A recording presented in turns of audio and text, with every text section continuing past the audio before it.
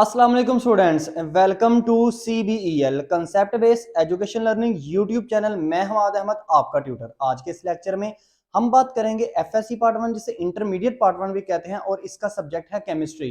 Chemistry का students आज हम टॉपिक करेंगे Graham's law of diffusion and effusion. बहुत इंपॉर्टेंट ये क्वेश्चन है और ये टॉपिक भी आपके लिए समझना बहुत जरूरी है, क्योंकि ये क्वेश्चन आपको एज अ लॉन्ग पेपर में लाजमी आएगा। ठीक है स्टूडेंट्स, आपने वीडियो को स्किप नहीं करना, वीडियो को एंड तक देखना है। मैं ज्यादा से ज्यादा कोशिश ये करूंगा कि आपको तमाम चीजें अच्छे से समझ में आ जाएं। सो स्टूडेंट्स, लेक्चर को शुरू करने से पहले आप स्टूडेंट्स से ये रिक्वेस्ट है, चैनल को सब्सक्राइब करें, वीडियोस को लाइक करें और इन वीडियोस को ज्यादा से ज्यादा अपने फ्रेंड्स में शेयर करें, ताकि आपके साथ साथ उनका भी बेनिफिट हो जाए और उनके भी कंसेप्ट इसी तरह क्लियर हो सके। सो स्टूडेंट्स, हमारे पास जो टॉपिक है, हमारा टॉपिक है ग्राहम्स लॉ। देखें स्टूडेंट्स, ये इंग्लिश केमिस्ट था ग्राहम, जिसने ये ला दिया। ये ला एक्चुअल में है किस चीज के बारे में? डिफ्यूजन और अफ्यूजन, जो इससे पहले आपने टॉपिक में पढ़े हैं, ये उसके रिलेटेड है, डिफ्यूजन और अफ्यूजन के रिलेटेड है। अब क्या मतलब, ध्यान से मेरी बातों को अंडरस्टैंड कीजिएगा। देखें, ग्राहम ये कहता है कि अगर आप डिफ्यूजन या अफ्यूजन के अमल को ये देखना चाहते हो कि क्या ये अमल आहिस्ता से काम कर रहा है, क्या इसकी इसकी स्पीड कैसी है, आया कि स्लो स्पीड है या फास्ट स्पीड है, इसको अगर आपने डिटरमाइन करना है तो आपने ये चीज अपने माइंड में लाजमी रखनी है कि स्पीड ऑफ डिफ्यूजन और अफ्यूजन हमेशा इनवर्सली प्रोपोर्शनल होती है किसके? डेंसिटी के। मिसाल के तौर पर देखें, अगर किसी गैस की डेंसिटी ज्यादा है, याद रखिएगा उसके अंदर डिफ्यूजन का अमल या अफ्यूजन का अमल कम होगा। मैं यहां का अल्फा वर्ड इसलिए यूज कर रहा हूं क्योंकि डेंसिटी जो है वो डिफ्यूजन और अफ्यूजन पे दोनों पे सिमिलर कंडीशन पे काम करेगी। अगर डेंसिटी कम है तो याद रखिएगा डिफ्यूजन अगर वो गैस कर रही है तो डिफ्यूजन का अमल ज्यादा होगा, अगर डेंसिटी कम है तो अफ्यूजन अगर वो गैस कर रही है तो अफ्यूजन का अमल भी ज्यादा होगा। ठीक है, अब आप स्टूडेंट्स ये कहेंगे डेंसिटी का मतलब है, डेंसिटी का मतलब होता है भारीपन।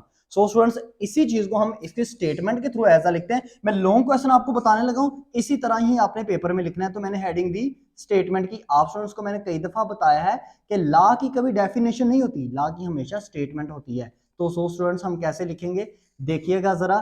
Statement, the rate of diffusion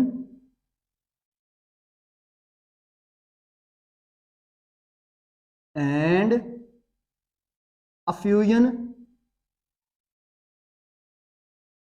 is inversely proportional to the square root, to the square root, जिसे आप अंडर रूट बोलते हो, to the square root of density at constant constant temperature, इसको मैं टी लिख लेता हूं, एंड प्रेशर, जिसको मैं पी लिख लेता हूं। ये ले स्टूडेंट्स, ये आपकी स्टेटमेंट होगी। अब देखें जरा ना, आपने ध्यान से समझना है, अंडर रूट को आपने फॉरगेट करें। देखिए, अंडर रूट से आपका कोई लिंक नहीं होना चाहिए, आपने सिर्फ कॉन्सेप्ट को पकड़ना है। कहने का मतलब ये है, अगर आपने किसी गैस में देखना है, मिसाल के तौर पे मैं फर्ज कर लेता हूं, मैंने ये देखना है कि मेरे पास एक दो या दो से ज्यादा गैसों का मेरे पास मिक्सचर है। मैं देखना चाहता हूं इसके डिफ्यूजन का अमल जो है ना, इस आया कि ये डिफ्यूजन का अमल स्पीडली कर रहा है या स्लो स्पीड से कर रहा है। ठीक है, इसका मतलब रेट का मतलब क्या होता है? रेट का मतलब ये है स्पीड। जहां पर भी वर्ड रेट का आ जाए ना, तो याद रखिएगा वो वर्ड आपको क्या बता रहा होता है कि स्पीड, किसकी speed? Speed of diffusion and effusion. तो अगर आपने ये देखना है कि किसी दो या दो से ज्यादा गैसेस का जो मिक्सचर है, वो उसमें डिफ्यूजन का अमल जो है वो स्लो हो रहा है या फास्ट हो रहा है, तो याद रखिएगा अगर तो वो गैसेस की डेंसिटी डेंसिटी कम है तो डिफ्यूजन का अमल ज्यादा होगा, अगर उन गैसों की डेंसिटी ज्यादा है तो डिफ्यूजन का अमल कम होगा। अगर आप स्टूडेंट्स को डेंसिटी का नहीं पता चलता तो डेंसिटी का मतलब होता है भारीपन। आपको पता है जनरल गैस इक्वेशन से हमने डेंसिटी को भी निकाल के देखा था। तो डेंसिटी का क्या फार्मूला होता है? डेंसिटी का फार्मूला होता है D is equal to PM over RT। अब आपको पता है कि डेंसिटी जब भी हम फाइंड आउट करते हैं प्रेशर हमेशा कांस्टेंट रहता है, स्टैंडर्ड रहता है। आर तो आपको पता है क्या है, जर्नल गैस कांस्टेंट है। और टी भी आपका क्या है, टी भी आपका फिक्स रहता है, कांस्टेंट रहता है। इसका मतलब है जब भी आपने किसी भी गैस की डेंसिटी निकालनी हो ना, तो वो हमेशा डिपेंड किसके ऊपर करती है, मैस के, मोलर मैस के ऊपर, कैपिटल एम के ऊपर। तो इसका मतलब है अगर किसी गैस का मोलर मैस ज्यादा है, उसकी डेंसिटी ज्यादा है। अगर किसी गैस की डेंसिटी ज्यादा है मींस मोलर मैस ज्यादा है। अगर किसी गैस की डेंसिटी कम है मींस मोलर मैस कम है। आप इसको उल्ट करके भी पढ़ लेना। तो इसका मतलब मैं अगर आपको सिंपल वर्ड में ये स्टेटमेंट समझाऊं ना, जिस गैस का मोलर मैस ज्यादा होगा ना, याद रखिएगा जिस गैस का मोलर मैस ज्यादा होगा उसका उसके उस गैस का डिफ्यूजन का अमल या उस गैस का अफ्यूजन का अमल हमेशा कम होगा।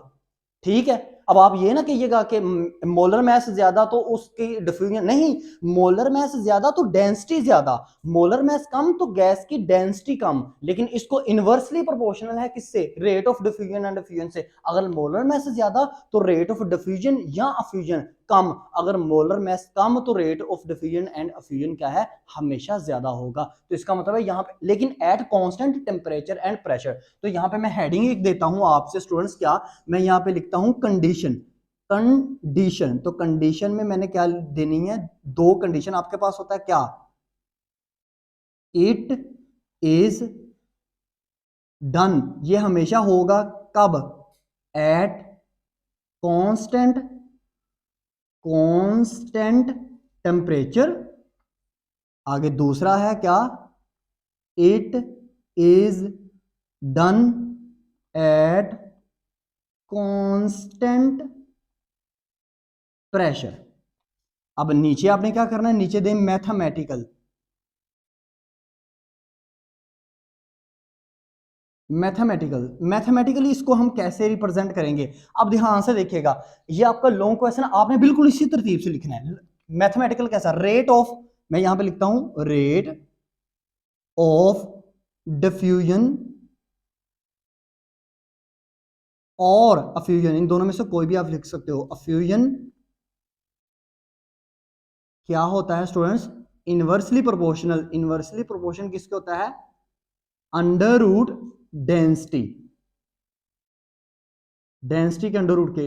इसको मैं क्या लिखूंगा, रेट ऑफ डिफ्यूजन को मैं स्मॉल आर लिख लेता हूं, inversely proportional 1 over under root D. ले स्टूडेंट्स, ये जो साइन है प्रोपोर्शनैलिटी कांस्टेंट, इसको अगर हम हटाएं तो क्या आपके पास आता है, are is equal to K over under root D. अब अगर आपको के की वैल्यू चाहिए, हम पीछे वाले लॉ में भी ऐसा ही करते रहे कि के की वैल्यूज को सेपरेट करते रहे, इस डी को आर से मल्टीप्लाई करें तो के की क्या आंसर बन जाएगा, के इज इक्वल टू आपके पास क्या बन जाएगा, आर अंडर रूट डी। लें स्टूडेंट्स, ये आपके पास क्या आ जाएगी, इक्वेशन नंबर 1 आ जाएगी। अब आपको पता है इसका मतलब क्या हुआ, यहां से हम इस लॉ की एक और स्टेटमेंट भी ड्राइव कर सकते हैं क्या, कि अगर हमारे पास है, अगर अगर हम आर को मतलब rate of diffusion and effusion को किससे प्रोडक्ट करें, मल्टीप्लाई करें किससे, स्क्वायर रूट ऑफ डेंसिटी से मल्टीप्लाई करें, तो हमें at constant temperature and pressure तो हमें क्या मिलता है, हमें कांस्टेंट के मिलता है।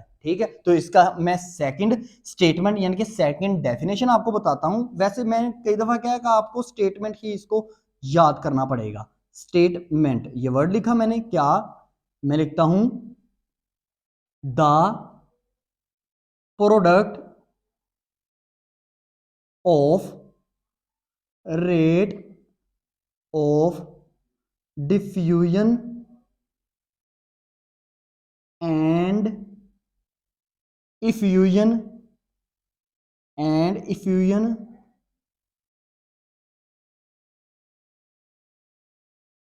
to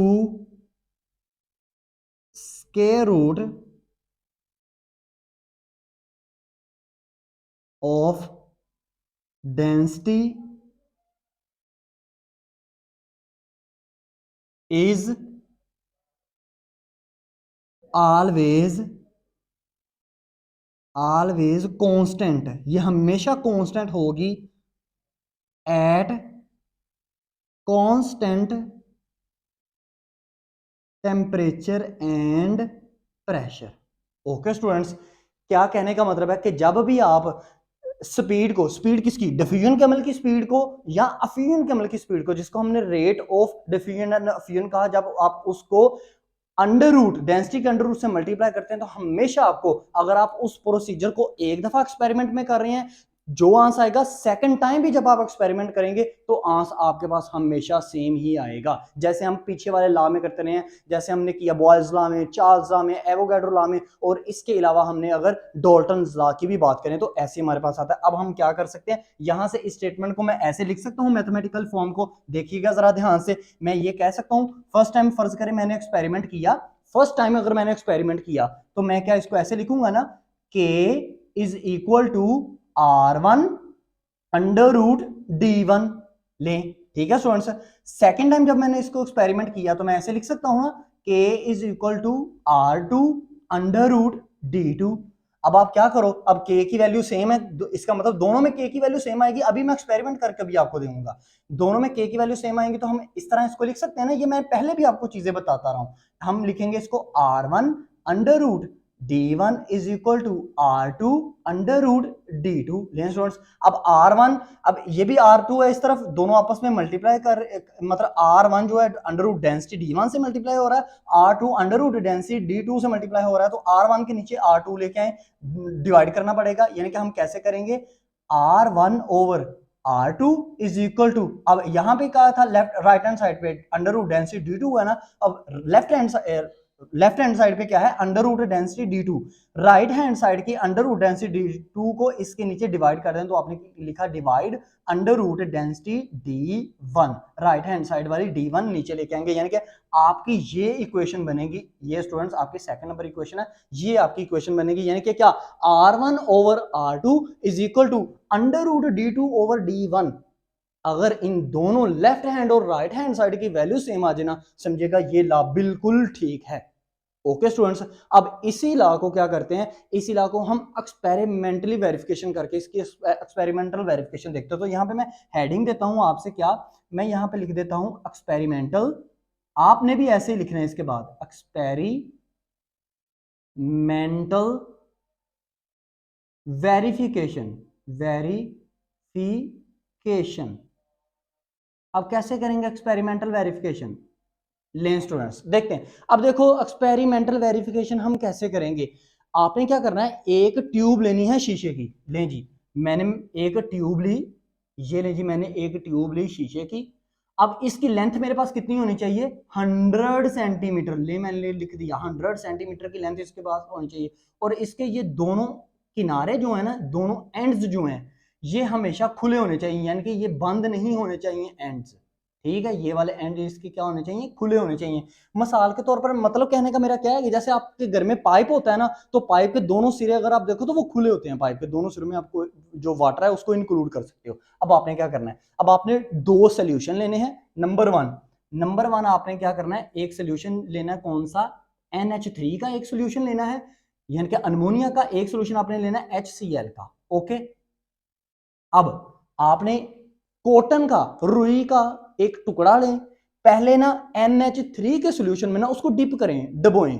डबोने के बाद आपने क्या करना है, राइट हैंड साइड की तरफ जो आपको ये शीशे की ट्यूब का जो आपको कॉर्नर नजर आ रहा है ना, ये राइट हैंड साइड की तरफ यहां पे इसको लगा देना है, यानी कि वो गीला हो जाएगा, डिप करोगे ना जैसे उसको NH3 के सॉल्यूशन में रुई को, वो गीला हो जाएगा, गीला होकर इस एंड को, राइट हैंड साइड वाले एंड को आपने कवर अप कर देना है, यानी क्लोज कर देना है। तो यहां पे मैंने क्या लिया, कॉटन निकाल के यहां पे मैं लिख लेता हूं NH3, यानी कि NH3 से मैंने इसको क्या कर दिया, इस एंड को मैंने फिल्ड कर दिया NH3 कॉटन से, NH3 के डिप किए हुए कॉटन से, ठीक है ना। अब राइट हैंड साइड को किससे हम करेंगे कवर अप, इसको करोगे, एक और रुई का टुकड़ा पीस लोगे, उसको HCl सॉल्यूशन में डबोगे, डबोने के बाद राइट हैंड साइड पे जो आपको इस शीशे की ट्यूब का नजर आ रहा है एंड, इसके ऊपर आप उसको अटैच कर दोगे, लगा दोगे। ओके स्टूडेंट्स, तो राइट हैंड साइड पे आपने किसको लगा दिया, HCl।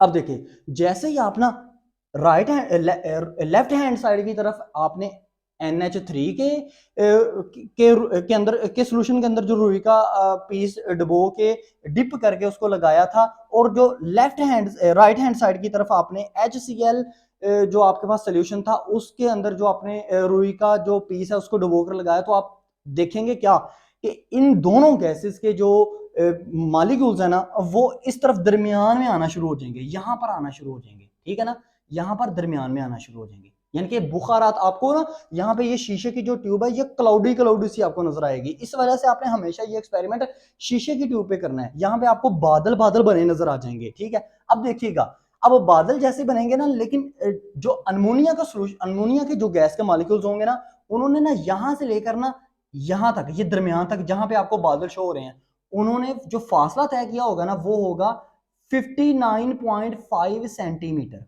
ओके, यहां से लेकर यहां तक जो अनमोनिया के गैस के मॉलिक्यूल आए होंगे ना, वो फासला उनका कितना होगा, यानी कि उन्होंने कितनी स्पीड से मूव किया होगा। वो स्पीड आपको पता, स्पीड आप लेंथ से ही देखोगे ना कि किसी किसी गैस के मॉलिक्यूल्स ने जितनी लेंथ तय की होगी वो उसकी उतनी स्पीड कहलाएगी। तो फर्ज करें उन्होंने लेंथ तय की है 59.5। अब इसने HCl के सोल्यूशन वाले ने इसने इस तरफ को मूव करना है, यानी कि इसने अनमोनिया की तरफ मूव करना है और अनमोनिया वाले ने HCl की तरफ मूव करना है, ऐसा ही है। अभी अब ये भी जब दरमियान में आएंगे, दोनों जब दरमियान में आएंगे तब वो क्लाउडी क्लाउडी सा बादल बादल से हमें शो होंगे। तो इसने जितना फासला तय किया होगा वो होगा आपके पास 40.5, यानी कि 40.5।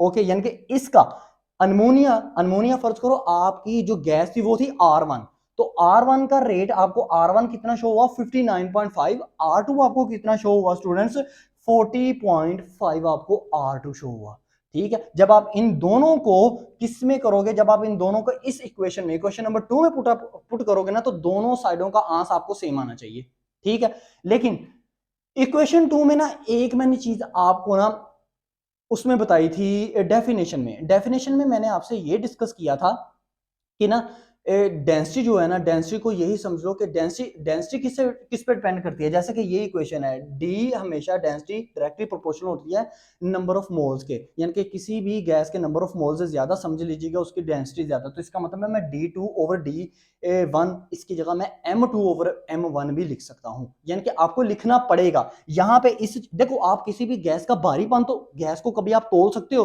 किसी चीज में रखोगे क्या वो तुल जाएगी गैस? आप ये अंदाजा लगा सकते हो कि ये गैस कितनी भारी है। यहाँ पे आप बताओ NH3 भारी है ज्यादा कि HCl है भारी ज्यादा? आपको कभी भी नहीं पता चलेगा।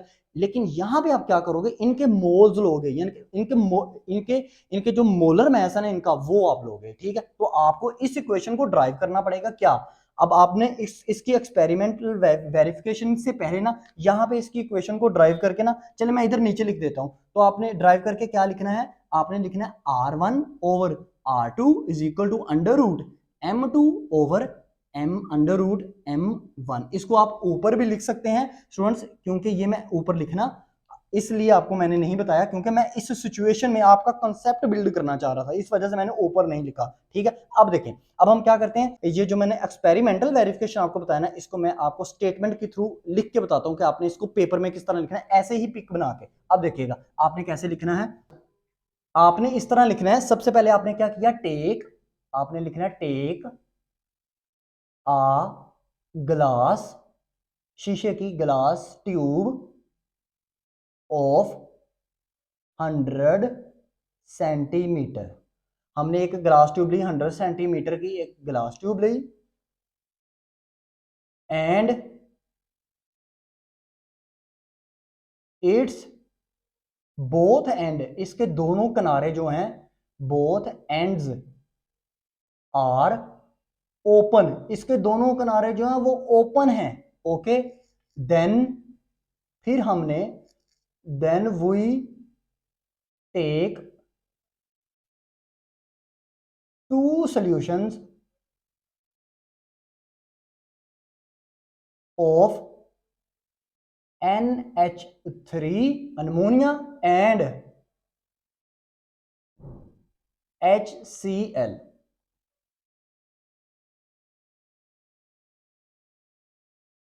आफ्टर सम टाइम, कुछ देर के बाद, वी टेक हमने लिया अ पीस ऑफ कॉटन, रुई का एक टुकड़ा, a piece of cotton and dipped और इसको डिप किया, डबोया, डिप्ड इट और इसको डबोया इनटू बोथ सॉल्यूशंस, दोनों सॉल्यूशन में अलहदा अलहदा करके हमने क्या किया, इसको डबो दिया, both solutions. Then we attached, हमने तब इसको लगा दिया, अटैच कर दिया, it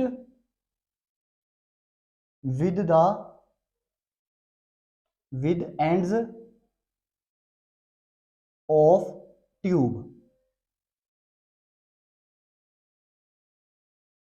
NH3 gas molecules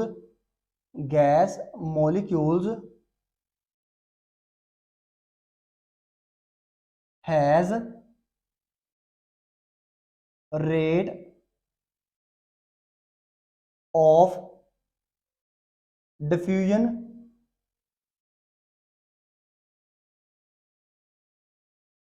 R1 which is equal to 59.5 and HCl solution has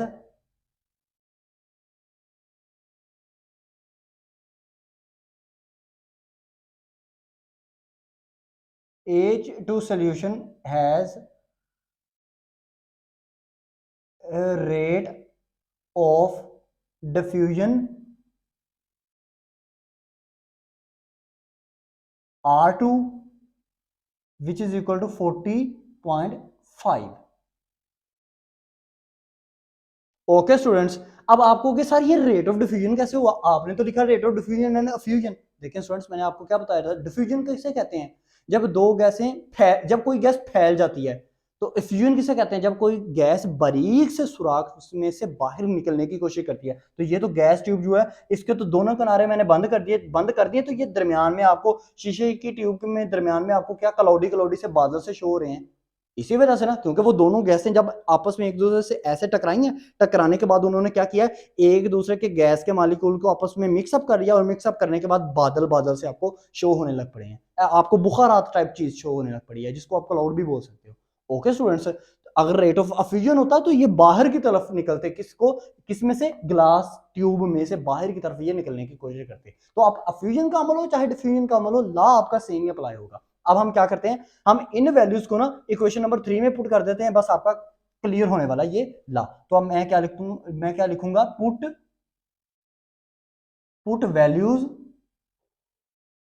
in equation 3। तो इक्वेशन 3 आपके पास क्या है, पहले लिख लेते हैं, R1 over R2 is equal to under root M2 over M1 under root. अब देखिएगा R1 आपके पास कितना है, implies that R1 आपके पास कितना है 59.5 ओवर R2 कितना है 40.5। अब is equal to M1, gas 1 आपके पास कौन सी है, अनमोनिया है, गैस 1 आपके पास अनमोनिया। तो अनमोनिया का आपके पास स्टूडेंट्स कितना होता है, मोलर मैस NH3, H3 का मतलब हुआ 3, और अनमोनिया आपके पास कितनी होगी, अनमोनिया N का नाइट्रोजन का आपके पास होता है 14 में 3 किया आपने ऐड, तो अंडर रूट 17 ओवर स्टूडेंट्स आपके पास है HCl आपके पास 35, और 35 में 1 प्लस करो तो 36 आपके पास अंडर रूट ये आ जाएगा। जब आप 59.5 को डिवाइड करोगे 40.5 से तो आपके पास आंसर आएगा 1.46। अब जब इसके बाद आप करोगे ना,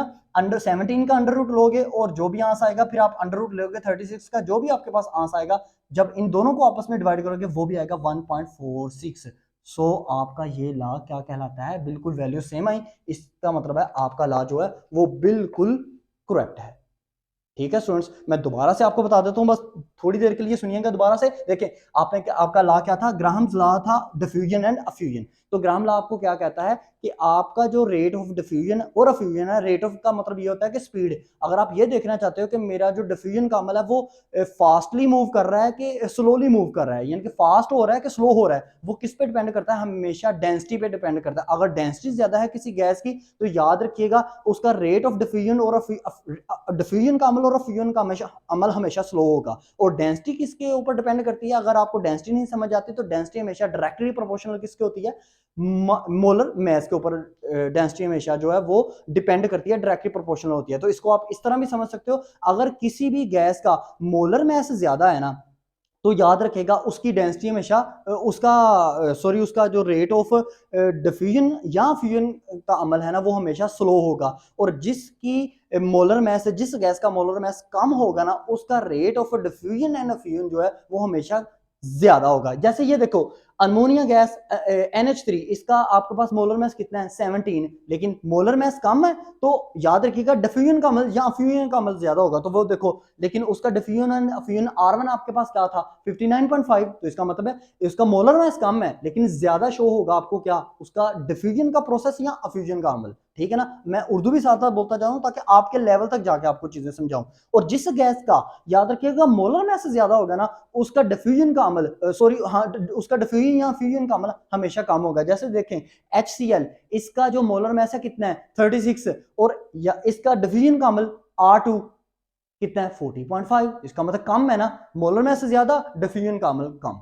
तो यही चीज स्टेटमेंट में भी थी। उसके बाद आपने कंडीशन लिखी क्या है? ये हमेशा जो डिफ्यूजन और फ्यूजन का अमल है ग्राम्स लॉ में ये एट कांस्टेंट टेंपरेचर और कांस्टेंट प्रेशर पे होगा। फिर आपने मैथमेटिकली फॉर्म लिखी। मैथमेटिकली फॉर्म में आप क्या करोगे कि R directly proportional to 1 over under root D. अब प्रोपोर्शन के साइन को हटाएंगे तो आपके पास आएगा R is equal to K over under root D. अब के की वैल्यू अगर आपने लानी है तो K is equal to R under root D आ जाएगा। फिर आपके पास यही इसकी सेकंड डेफिनेशन आ जाएगी क्या? The product of rate of diffusion and fusion to the product of rate of fusion and diffusion to the square root of the density is always constant at constant temperature and pressure। फिर आपने इसके बाद क्या करना है? आपने R1 K is equal to, पहली दफा अगर ये अमल करते हैं तो R1 कहलाएगा, सेकंड दफा अगर ये एक्सपेरिमेंट करेंगे तो R2 कहलाएगा। ठीक है, तो K is equal to R1 under root D1, फिर K is equal to R2 under root D2। तो जब R1 over R2 is equal to under root D2 over D1, फिर आप क्या करोगे? मैंने आपको क्या कहा था? मैंने आपसे ये कहा था कि ये डेंसिटी हमेशा किस पे डिपेंड करती है? मोलर मास के ऊपर डिपेंड करती है। तो आप यहाँ पे ये लिख सकते हो R1 ओवर R2, जो कि मैंने ये लिखा हुआ है R1 over R2 is equal to under root M2 over M1। फिर आपने एक्सपेरिमेंटल वेरिफिकेशन इसकी करनी है। एक आपने ग्लास ट्यूब लेनी है 100 सेंटीमीटर की, उसके दोनों एंड जो है वो ओपन होने चाहिए। दो सोल्यूशन आपने लेने हैं NH3 के HCl के। आपने रुई के 2 टुकड़े लिए, एक टुकड़े को डुबोया NH3 के सोल्यूशन में और उसको लेफ्ट हैंड साइड की तरफ जो आपकी ट्यूब का किनारा है ना उसके ऊपर उसको अटैच कर दीजिएगा। फिर आपने एक और रुई का टुकड़ा लेना है और उसको डुबोना है HCl के सोल्यूशन में और उसको राइट साइड पे ट्यूब के किनारे पे डिप कर देना है। जैसे ही आप डिप करोगे तो ये दोनों गैसेस दरमियान में आके बुखारात बनाना शुरू हो जाएंगी, यानी कि क्लाउड बादल आपको शो होना शुरू हो जाएंगे। आप वहां पे निशान लगा लीजिएगा। फिर आपने उस निशान के बाद ये देखना है कि NH3 कितना मूव किया, उसने कितना फासला तय किया, यानी कि उसने कितनी स्पीड दिखाई है उस NH3 के मॉलिक्यूल्स ने, और HCl के मॉलिक्यूल्स ने कितनी आपको स्पीड शो की है।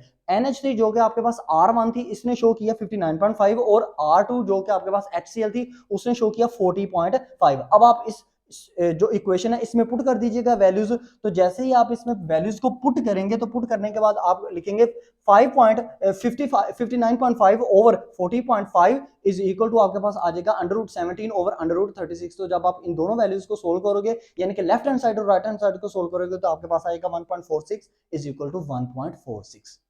Okay students, I hope so आपको ये लेक्चर कंप्लीटली समझ में भी आया होगा और कंसेप्ट भी आपको मिल गया होगा। आपका ये लॉन्ग क्वेश्चन बनता है, ये बहुत इंपॉर्टेंट आपका क्या है, एक लॉन्ग क्वेश्चन है, ये बहुत इंपॉर्टेंट। तो आपने इसको पेपर पॉइंट ऑफ व्यू के लिहाज से इसको एज अ लॉन्ग प्रिपेयर कीजिएगा, वरना इसके अंदर से शॉर्ट आंसर क्वेश्चन में इसकी डेफिनेशन आ सकती है, आपको ये कंडीशन पूछ सकता है, फिर आपको इसके अलावा आपकी जो एक्सपेरिमेंटल वेरिफिकेशन है ना ये भी आपसे वो पूछ सकता है, मतलब आपको शॉर्ट क्वेश्चन के लिए। सो स्टूडेंट्स, वीडियो अच्छी लगी तो लाइक कीजिएगा, चैनल को सब्सक्राइब करें क्योंकि ये सब्सक्राइब करना आपके लिए जरूरी है। आपको इसी तरह के कंसेप्ट मिलेंगे। और याद रखिएगा इस साल 2023 में आपकी जो एफएससी के एग्जाम है, चाहे आप पंजाब के किसी भी बोर्ड से बिलोंग करते हैं, चाहे आप सिंध के किसी भी बोर्ड से बिलोंग करते हैं, या केपीके के किसी भी या फेडरल बोर्ड से बिलोंग करते हैं, तो याद रखना हमेशा आपको इस दफा कंसेप्चुअल क्वेश्चन आएंगे। आपके कंसेप्ट बिल्कुल क्लियर होने चाहिए। मैं वीडियो को पॉज कर देता हूं, आपको इसकी पिक ले लें ताकि आप अगर इसका लॉन्ग क्वेश्चन आए तो आपको किसी भी बुक से याद करने की जरूरत नहीं है, आप आराम से इसमें इजी टू इजी वर्डिंग से इसको याद कर सकते हैं। मैंने आपके लेवल तक जाके इसकी इतनी आसान वर्डिंग में मैंने आपको लॉन्ग क्वेश्चन दिया है। अब तक इतना ही, अपना ख्याल रखिएगा, अपने इस यूट्यूब चैनल का भी। अल्लाह हाफिज।